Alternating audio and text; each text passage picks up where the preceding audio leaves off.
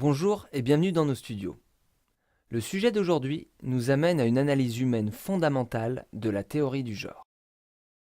Dans une étude empirique à long terme, l'anthropologiste Melford Elliott Spiro voulait prouver qu'une nouvelle culture est capable de créer un nouvel être humain. Dans ce but, il a observé le mouvement des kibboutz en Israël. En 1951, il était encore convaincu que les différences de comportement entre les hommes et les femmes étaient uniquement une fabrication sociale. En 1975, ce qu'il a découvert l'a convaincu du contraire. Il a reconnu l'influence significative de la nature humaine initiale sur la culture, et au travers de son observation, à long terme, il est arrivé à la conviction que les différences fondamentales entre les sexes sont innées.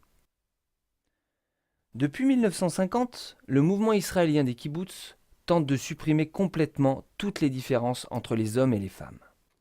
Des familles ont été radicalement restructurées afin que les enfants ne soient plus élevés par leurs parents, mais par des enseignants formés pour cela.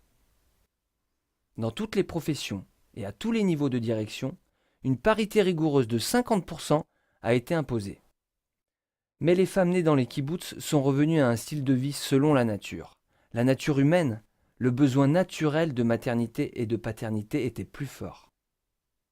Aujourd'hui, l'égalité n'est plus comprise comme tout le monde fait la même chose, mais comme chacun fait ce qui lui correspond, avec la même appréciation des différences. Les mères sont autorisées à moins travailler pendant la journée pour avoir plus de temps pour leurs enfants et la famille. Bien que les femmes des kibboutz aient été élevées depuis l'enfance dans les théories du genre, la nature les a conduites malgré tout à se lever avec force et courage contre celle-ci. Qui suivra cet exemple ?